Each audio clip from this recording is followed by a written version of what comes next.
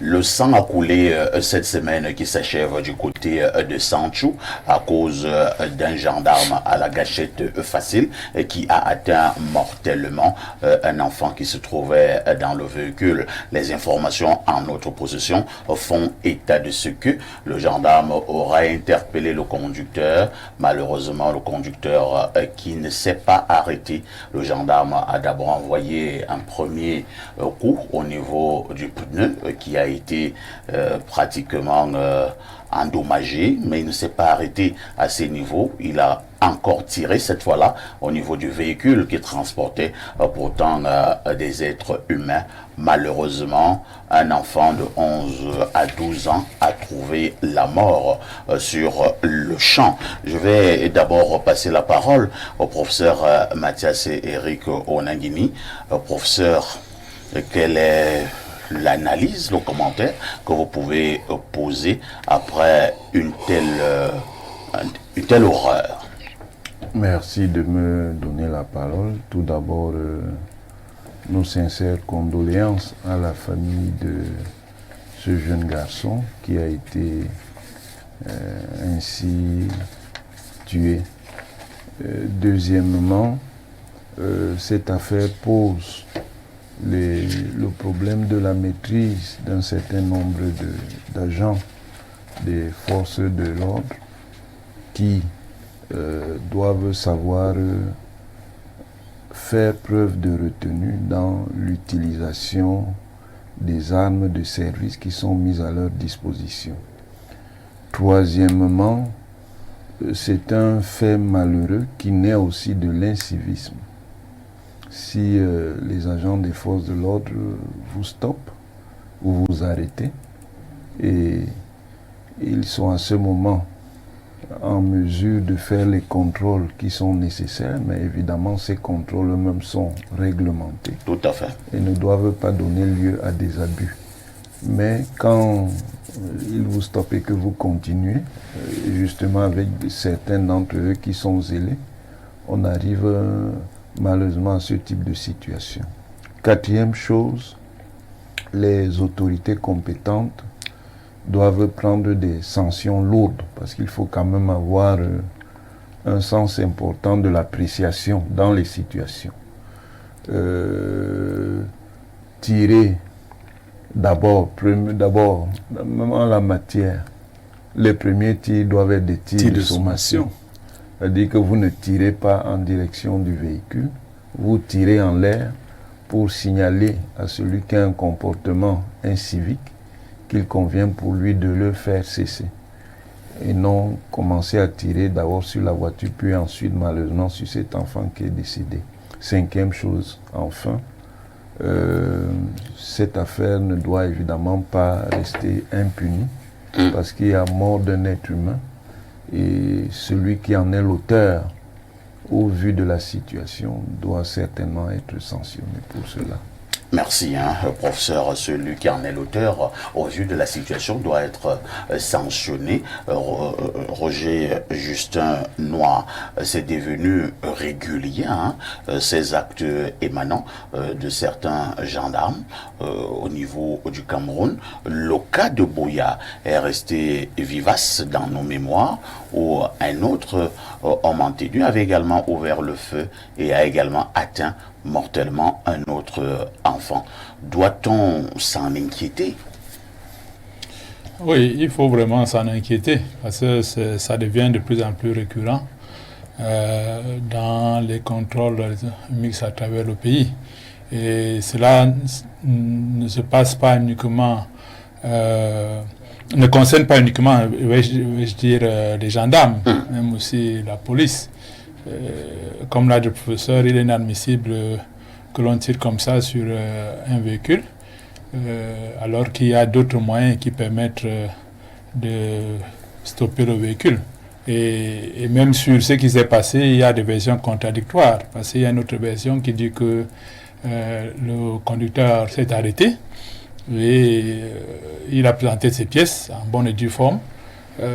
Il se trouvait un vélo dans le véhicule, il a demandé la facture et là le monsieur lui a dit non, je vais déposer les enfants au village et il a voulu qu'on lui donne de l'argent. de toute manière, on ne comprend pas pourquoi est-ce qu'on peut arracher à la vie un jeune homme de cet âge-là pour des raisons qui ne tiennent pas vraiment la route. Et ça pourrait poser, si ça continue ainsi, le problème de la formation même de certains de nos éléments de nos forces de sécurité, ou même leur moralité, parce que certains ont une propension très vivace à tuer, semble-t-il. Parce que maintenant, il se pose aussi le problème de l'impunité. Parce que c'est cette impunité-là qui fait que quand dans une situation, personne n'est condamné, les autres se disent « Ok, nous avons le champ libre pour faire ce que nous voulons ». Ils peuvent tirer facilement comme ça. Et ça commence à aller dans tous les sens. Parce qu'ailleurs, même le seul fait d'utiliser votre arme, lorsque vous n'avez pas le droit, vous pouvez vous causer des soucis. Combien de fois lorsque vous avez tué un citoyen? Et parlant des forces de l'ordre, il y a pas mal d'abus que ces gens font à travers le pays et qui restent impunis. On a le cas de cette gendarmette, je pense à Bafoussam, et qui a, dans ce cas, je crois, tué quelqu'un, mais rien ne lui est arrivé. Le gendarme dont vous parlez à Boyamazoma, il a été tué par les populations. Bon, celui de Sancho, où est-il? Ses collègues l'ont protégé, parce que sinon, les populations, c'est que nous n'acceptons pas aussi, les populations l'auraient tué.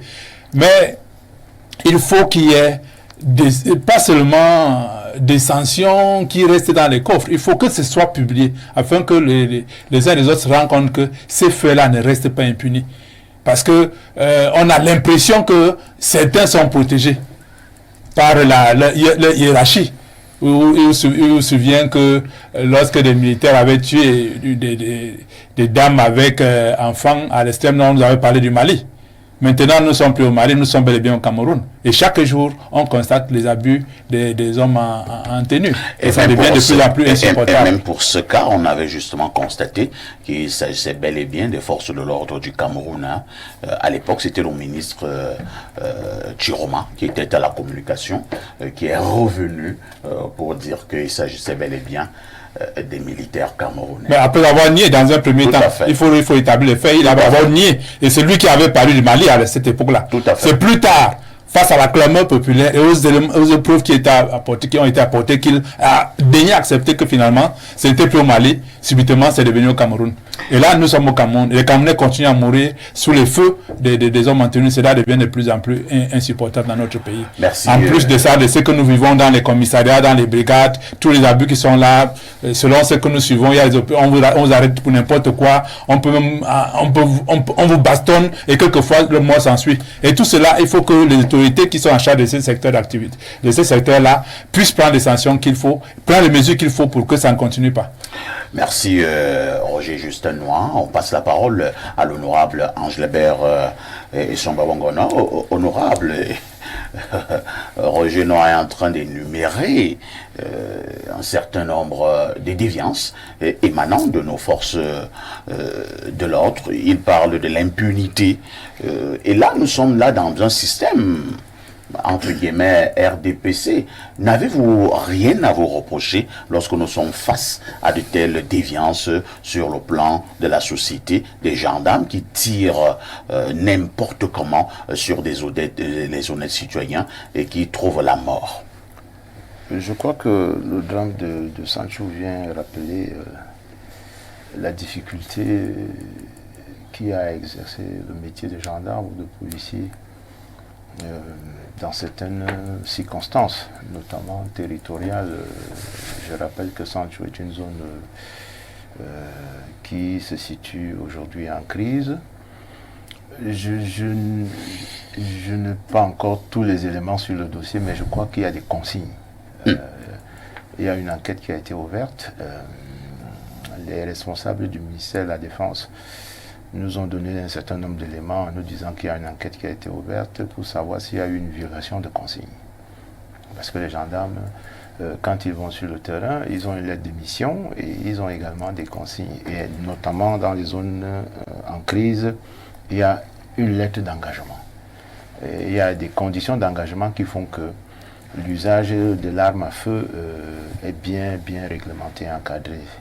Deuxièmement, je voudrais rappeler que le régime disciplinaire des forces de défense et des forces armées est très, très sévère, très rigoureux. Chaque fois qu'il y a eu des cas de violation de consignes, je vous assure que les sanctions sont extrêmement fortes. Honorable, vous dites qu'il y a souvent eu des sanctions fortes sur les auteurs.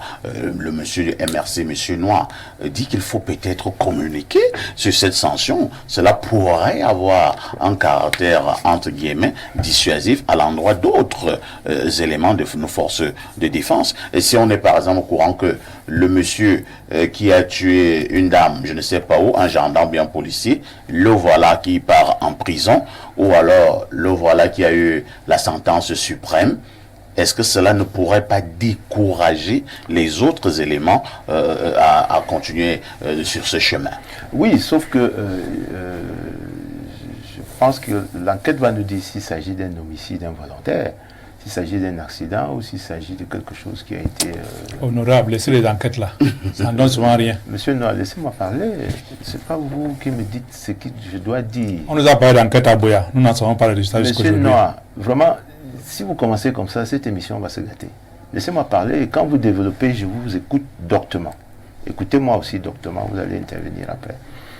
Je dis et je rappelle à ceux qui nous regardent, je ne parle pas à monsieur Noir, que le métier des armes est un métier très difficile à exercer actuellement au Cameroun. Je suis convaincu que ce qui s'est passé à Sanchou mérite qu'on s'y attarde pour que nous ayons toute la lumière de la situation. Et je crois qu'il y a des consignes qui sont données aux forces de gendarmerie et de police.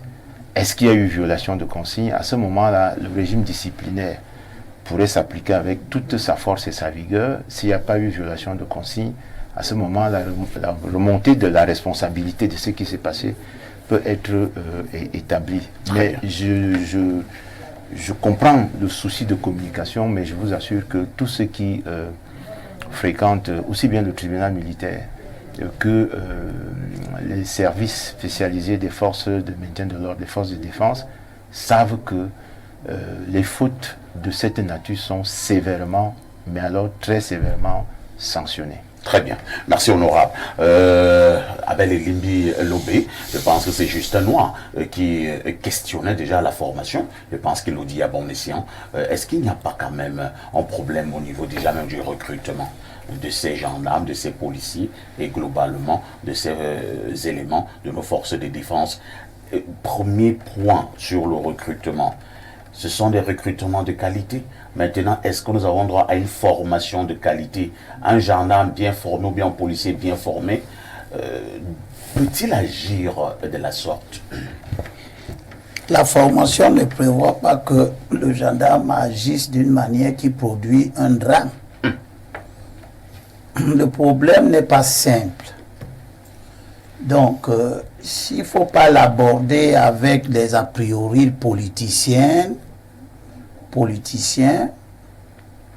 qui veulent simplement qu'on démontre que nous qui ne sommes pas en responsabilité, nous avons droit à toutes les spéculations pour donner l'impression que si on était en responsabilité, ça va devenir un paradis. Ces choses sont complexes. Elles se produisent même dans des pays où le recrutement, la formation ne font l'objet par rapport à nous d'aucune contestation. Toujours est-il que moi j'ai l'habitude de dire que les drames ne valent que par ceux qui les rendent possibles. Ils ne se produisent pas par eux-mêmes. Il y a des choses qui se font avant, des conditions, un environnement qui rend les drames possibles. Et nous devons, si nous voulons traiter les problèmes, questionner ces conditions qui rendent les drames possibles. Il faut dire que il y a eu un délitement général du civisme dans notre pays. Quand vous avez un chauffeur dont on ne sait pas très bien, parce qu'on parle la formation des gendarmes. Mais il y a la formation des chauffeurs. Il y a le comportement que les chauffeurs doivent avoir sur la voie publique qui sert à prévenir les drames. Et donc, si un conducteur se comporte mal sur la voie publique, le gendarme peut le tuer. Non, si un conducteur se comporte mal, il crée les conditions de survenance d'un drame. Ce drame peut être un accident, tout simplement. Ce drame peut être un accident de cette nature-ci. Mais l'origine, c'est où? C'est quoi l'origine? Parce que dans toutes les réactions, les analyses... Vous voulez justifier l'acte du gendarme? Aucun intérêt d'ailleurs à le justifier. Quel est l'intérêt qui a justifié cet acte? Ce n'est pas l'enfant qui s'est mal comporté dans la voiture. Mais c'est l'enfant qui est mort. Voilà. Donc, il n'y a aucun intérêt à le justifier. Si c'était le chauffeur, on pouvait encore spéculer. Donc, l'enfant est innocemment victime d'un drame que d'autres personnes ont organisé. En commençant par le chauffeur qui ne veut pas se soumettre à l'autorité dont le gendarme est dépositaire sur la voie publique. C'est très important pour moi parce qu'il se développe dans le pays une culture de la défiance à l'autorité. Cette culture, elle se répand. Elle crée des drames. Et on ne parle pas de ceux qui rendent ces drames possibles. On parle seulement de ceux qui les commettent. C'est un jugement à sens unique qui ne peut pas nous permettre valablement de sortir des problèmes. Oui. Donc, moi, je suis très réservé par rapport... Oui, je suis très réservé par rapport aux analyses de premier degré qui visent simplement à entretenir l'émotion. Le gendarme a tué un enfant, ce n'est pas l'enfant qui conduisait. Qu'est-ce qui a amené le gendarme à tirer? Nous savons que les gendarmes aujourd'hui, avec tous les problèmes que nous avons dans ce pays, beaucoup de gens entrent dans les établissements, dans les services de sécurité qui en réalité sont des services qui exigent beaucoup de qualités humaines, mais ce sont les ratés de nos maisons qu'on envoie dans les gendarmeries. C'est quand tu échoues partout qu'on considère que tu dois aller à la police ou à l'armée. Ce qui n'est pas bien, ce qui n'est pas vrai. Nous voyons l'effort que le ministre de la Défense vient de faire. Le recruteur, en mettant de côté 1300 personnes, faux diplômés, c'est-à-dire des gens à la moralité douteuse qui cherchent à entrer. Nous avons en face là des gens à la moralité douteuse, connus de leur famille, parce que les familles savent qu'ils sont faussément diplômés. Mais les familles sont d'accord de les envoyer dans l'armée. Ils peuvent devenir ce type de gendarme ou ce type de policier à la gâchette inutilement facile. Mais de l'autre côté, nous savons très bien comment beaucoup de personnes se retrouvent en train de conduire des véhicules sur nos voies publiques, etc. Je voudrais laisser-moi me permettre de chuter rapidement. Nous avons encore beaucoup de travail ce matin. Évidemment, il est d'ailleurs très important. Ce que je veux dire à ce soir, mais je le dis quand même à l'endroit du député. Il ne faut pas qu'il oublie que la loi prévoit, le code électoral, dans l'article 151, alinéa 2, il dit que chaque parti politique existant légalement et désireux de prendre part à l'élection dans une circonscription présente une liste de candidats. Donc, c'est les partis qui ont la responsabilité de présenter les candidats. Et le problème, le drame dont le littoral est victime, est donc à l'initiative des partis politiques. Donc je dis qu'il déroge à la lettre et à l'esprit d'une autre disposition du code électoral. Donc le petit procès qu'il semble nous faire pour se tirer d'affaire en voulant faire l'apologie de son secrétaire général, évidemment malfaisant, c'est que il fait comme si c'est la responsabilité de l'électeur.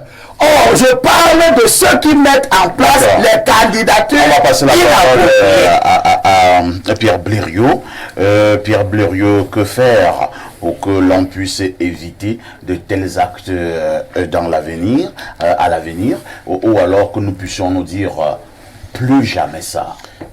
Parfois ici, quand une question soulève la clameur populaire, il faut, de mon point de vue, éviter d'en faire une simple dissertation.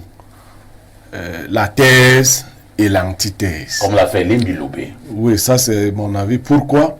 Parce que dans cette approche-là, on a l'impression, Limbi Loubé a dit, il faut aussi voir, laissant peut-être penser que si nous défions les gendarmes, ils peuvent nous tuer. Moi, je dis aux gendarmes que si nous les défions, ils n'ont pas le droit de nous tuer. Aucune loi ne leur donne cette autorisation. Si même nous les défions, la loi prévoit les mécanismes. Je l'ai dit une autre fois ici, ce gendarme avait l'intention de tuer. Parce que c'est oui, bien sûr. Il n'est pas un simple bandit qui utilisait pour la première fois une arme. Le professeur vous a dit ici, il y a d'abord des tirs de sommation, mais au-delà, quand vous tirez, si vous tirez vers les pieds, vous savez que vous allez casser les pieds de Niémé, par exemple. Mais si vous tirez vers le milieu, vous savez déjà que non, c'est pas la main. Sa main n'est pas partie comme si les sorciers de son village avaient attrapé sa main. Et ils se sont mis à tirer. Donc ce gendarme-là, en orientant la balle au niveau de la surface humaine des personnes qui étaient dans le véhicule, visait à atteindre quelqu'un. Tout court. Et il a atteint quelqu'un. Il ne faut même pas les enquêtes, oui. Mais je crois que ce que je ne peux pas dire aux populations, c'est de lyncher un tel gendarme. Mais chacun a ses oreilles pour entendre. Ça, c'est ce que je ne peux pas leur dire. Mais je dis encore, chacun a ses oreilles pour entendre. Quand j'ai dit cela, je dis que la formation de certains de nos hommes en tenue, la formation en général, on la voit assez bien organisée, mais c'est le recrutement qui pose problème parfois ici. Tout le monde, Limbi l'a dit, veut envoyer les badauds, les gens qui fument déjà le kior et tout ça, qui sont déjà dangereux. C'est-à-dire, vous voyez un gars au quartier, il est déjà en soi dangereux. Tout à fait.